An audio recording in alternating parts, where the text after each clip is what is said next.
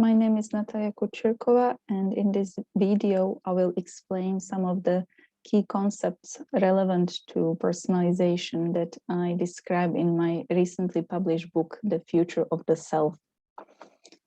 My motivation or the drive for writing this book and some of the key ideas on personalization is my thinking about the changes to identity or the self, how with the personal data economy, our identities have become digitized and datafied. I came to this from the perspective of humanities, and I began with some simpler questions like, when did the so-called personalization revolution start? But I also tried exploring some more complex questions, such as how can all the data about us be used to enlarge the good in people? These are big questions, and I felt it is necessary to bring in many discourses, perspectives from several fields, including psychology, education, but also computer sciences, philosophy, to look at some of these issues. Personalization, in a simple definition, is essentially a nexus or a collection of products, services, and practices that are relevant to one human being. Adaptation can then happen if you have information about an individual, and depending on how much information you have about that individual, you can precisely personalize the content to them. Personalization is therefore different from customization, that is about adjusting or tailoring content to specific groups of people. Now, for optimal outcomes, we need to make sure that these different levels of micro, meso, and macro are in balance. And that implies that personalization needs to be balanced out with pluralization, which is about human differences, diversity, and collectivism. I argue that the biggest mistake we make in all applications of personalization, whether it is design, education, or the socio-political arena, is to act as if personalization could be separated from pluralization. This simplistic binary underlies a lot of current products, algorithms that use personalized recommendations to recommend specific content. But the myth about personalization and pluralization also permeates as part of educational systems, where we see personalized education offered at the expense of standardized education. I suggest to follow a different metaphor, that of dialogue, where each individual assumes the knowledge they have to offer, regardless of their background or life experiences. And this information or this knowledge that this individual has can be then negotiated and enriched in conversation with others. So this notion then has implication for, although it sounds quite simple, it has quite important implication for how we design resources, algorithms, and pedagogy. If we combine personalized education with standardized education, we offer a very challenging but also rewarding experiences for children. The optimal distance between the self and the other is then a resource that is building children's holistic development. And it also implies that personalized design, personalized products, commercially available products and resources are offered in conjunction with products that are purposefully different, purposefully designed from what the individual likes or accessed before. This notion is based on the idea that we learn most from people who are different from us, and we create the most fertile ground for development if we challenge our own thinking. I came to personalization from the perspective of personalized book. Personalized books are resources, and I should say that I am not a designer of these personalized books, but I am trying to provide some conceptual models that can help coders and engineers to design resources that take into account this personalization and pluralization balance.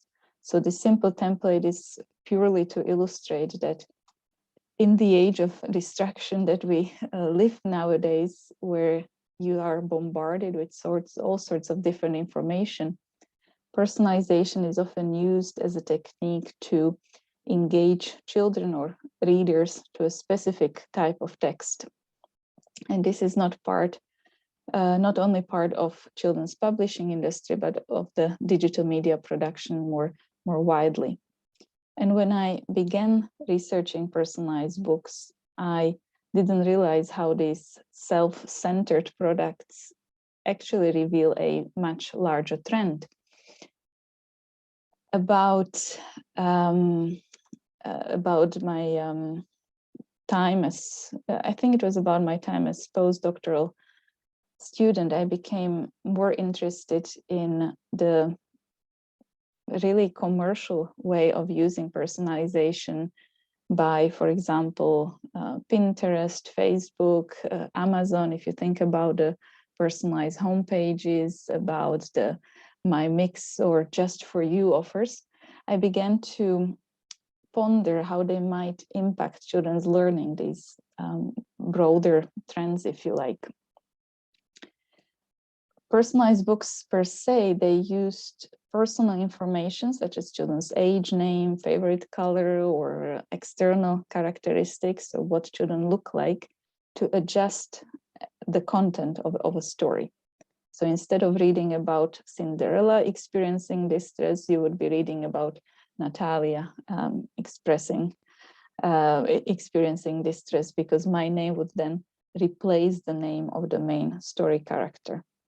And this is a very basic example, but there are more sophisticated personalized books where the book uses data dynamically to specifically tailor the content to a specific child.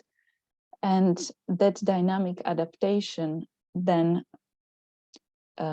advances children's understanding of a specific subject area or of a specific content area that is included in the book.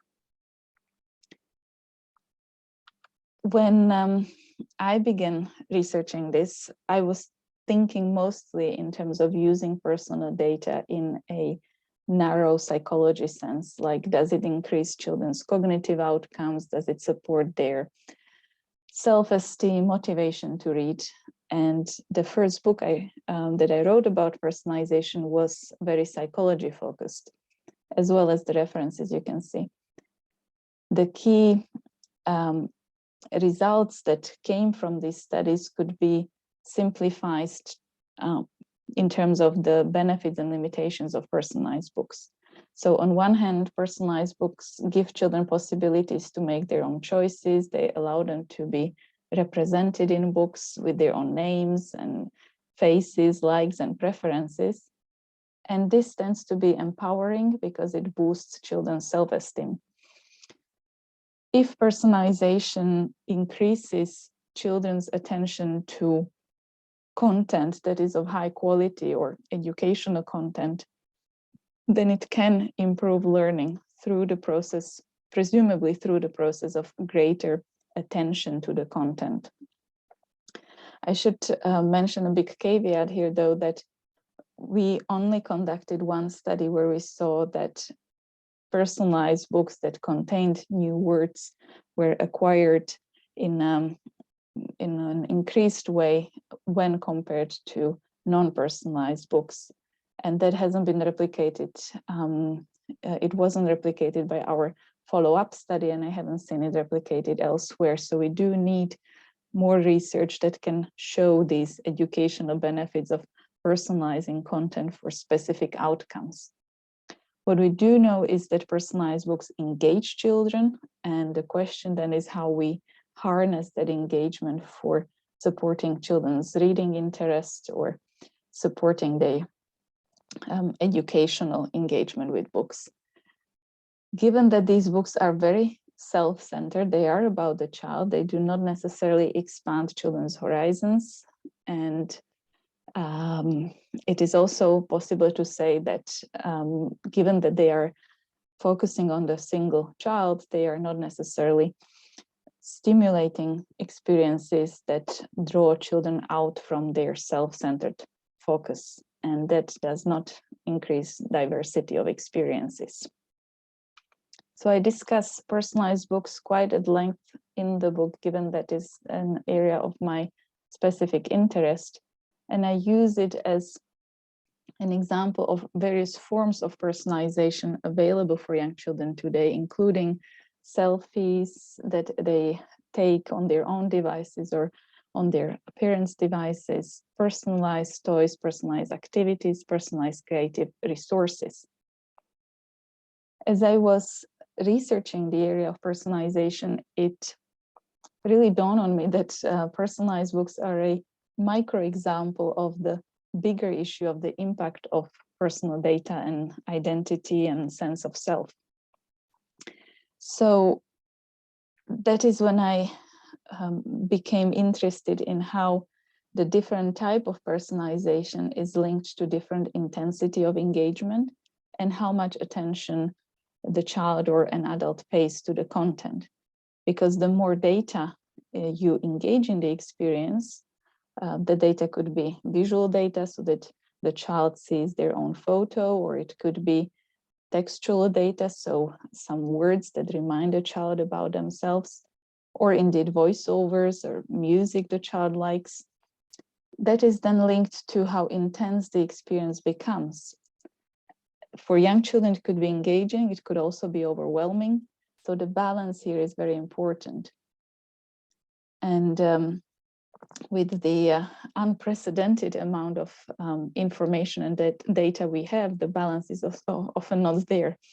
So we need personalization because we have so much data and we need to make the content relevant for individuals.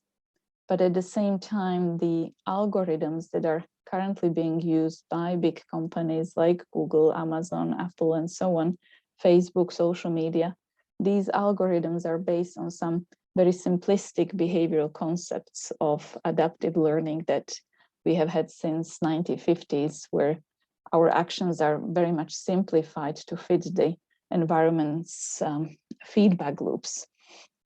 And you would be familiar with these so-called self-reinforcing loops that are used in services like Netflix or shopping services like Amazon, and are based on the viewing or buying history of individual users who can only express their preference through the digital systems provided by these services. So because there are no other choices, the users express preferences through the digital environment, and that arguably puts them in specific categories and narrows down their understanding or their options. The other problem with these commercial personalized algorithms is that they explicitly, or their explicit goal is to push the user's preferences in a particular direction. And this you can see with personalized news, but also with state-sponsored advertisements that use nudge techniques, the so-called nudge techniques, that nudge behavior of users towards a goal that is to the advantage of the person who created the advertisement rather than the person who is consuming it. And here we need to be particularly careful about what we expose young children to, because while most adults are aware of this social engineering that happens on social media, children are not aware of how their online interactions are being manipulated behind the scenes. And this is particularly problematic if the model of the algorithm, if its design is not accurate and it forces the child towards a direction that does not help their learning. As I was thinking about these issues, I was trying to get more familiar with literature on self and identity from philosophy, from social psychology rather than cognitive psychology perspective, ethics, metaphysics, so that I can better understand the macro narrative around personalization. Because if you think about it, then you could see the patterns around the highly volatile global society that we live in, that almost pushes individuals or forces individuals to crave the comfort of small micro worlds where the information is delivered by the personal data economy specifically for you, for the individual. And if you think about global communities and how in the past decade the self or the identity got validated by capitalist and technological dominance, we can see some bigger influencing factors on personalization and on its rise. To me, these socio-political macro factors around externally imposed, often non-transparent algorithms that rule the current personal data economy, if you couple those with the huge generational changes that happen in the past few, not even 10 days, but in the past few 10 years, not even past 5 years, in terms of the huge generational changes to gender, traditional family structures, automation, Uber economy and the volatile job market, climate change, the unsustainability of old structures, all these changes create the breeding ground for uncertainty, doubts, confusion, especially for young children and young people. And they create this background where using personal data to curate the self online and offline becomes very attractive. And of course I talk in shorthand now, but I'm just trying to highlight how complex this notion of personalized worlds and of the self acting online and offline is complex and cannot be reduced to this Netflix-inspired commercial model. The other issue that I believe is important in our understanding of personalization is the quantity of personal data that is currently available on young children and on individuals, especially in some societies, some geographical areas, where the quantity is unprecedented in terms of how much we know about individual children, how that data is sprinkled in various places and supervised by often unconnected institutions, including private companies and schools. And I argue that the current datafication of children's lives is not only unsystematic, but also often unregulated. And it is processed by algorithms that are not sophisticated enough because they are either designed with ignorance to how learning works or because we don't have the science backing their design.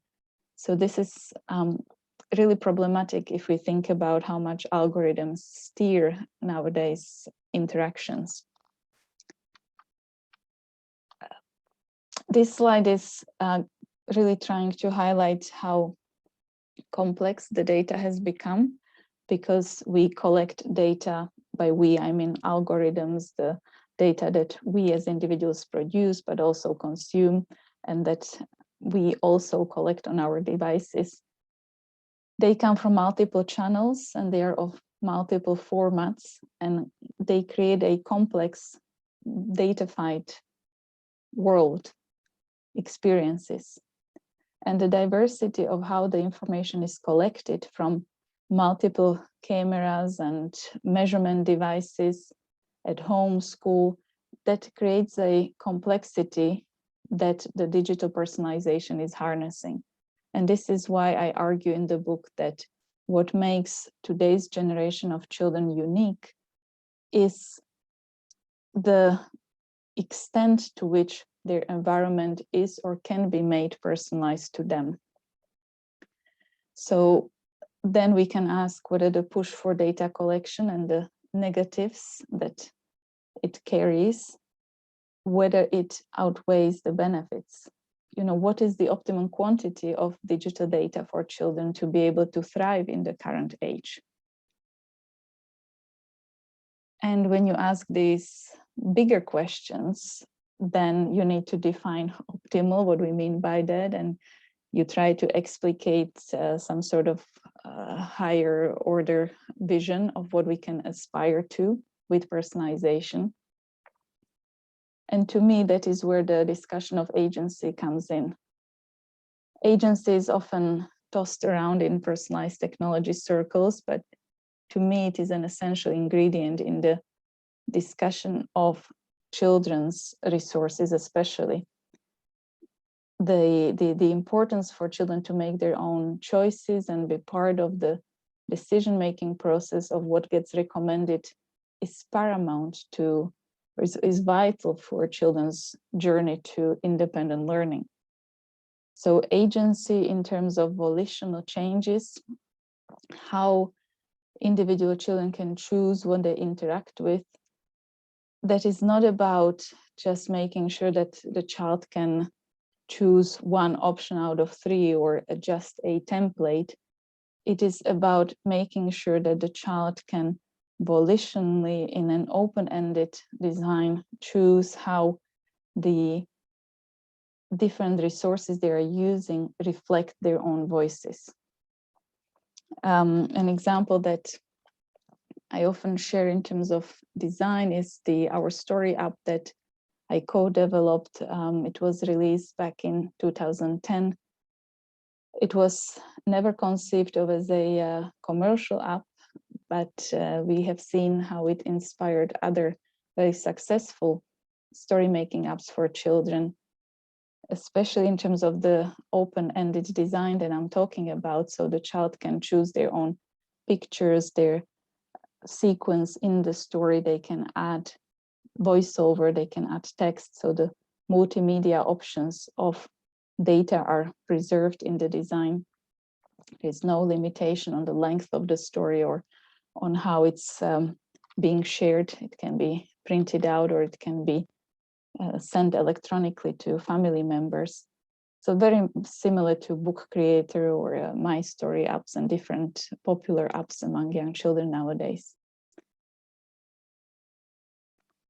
What I probably want to finish with is that when you think about how the design of current resources does not necessarily reflect agency, it is important to think about the predetermined choices that often benefit the provider or the seller, but not necessarily the child or the consumer. And I'm not suggesting that all design needs to have some random wild cards or some serendipity, but I think it's important for us to reflect on the extent to which current social media, current popular websites used by adults do not prompt our independent thinking because of the highly personalized design they provide us with. And I'm not offering answers for how to redesign them, but I am saying that the examples highlight the need for a new approach to personalization and, if you like, to the design of the internet that is required for advancing the learning of all of us, not just children. And by learning, I don't mean only academic learning or cognitive learning, our thinking, but very much social learning and how we interact with each other as people, as human species. So this was a very short summary of what the book discusses. I am trying to highlight the importance of agency in the discussion of personalization. I conceptualize agency as a combination of a structure that is both personally determined and collectively co-constructed. And by saying that, I'm trying to highlight the balance between the personalization and the pluralization, that the me first attitude is not sustainable if we are to develop solutions that can last for longer than we last. So the I and the we confront each other, and when there is a tension that one dominates over the other, as it was crystallized in the recent COVID debates, then we really need to think about a new approach, not only to the digital design or the online design of the internet, but also our offline reactions, offline experiences. And in that respect, agency understood as a relational variable, so something that we co-construct, is very useful. I'm asking the question of agency in terms of what life will you create for yourself, and how will you show up in other people's lives? And the answer to these questions requires both powerful self-determination and vulnerable belonging to others. So I hope you'll enjoy the book. Thank you for listening, and I'm very grateful for any comments, questions, or requests for references. Thank you.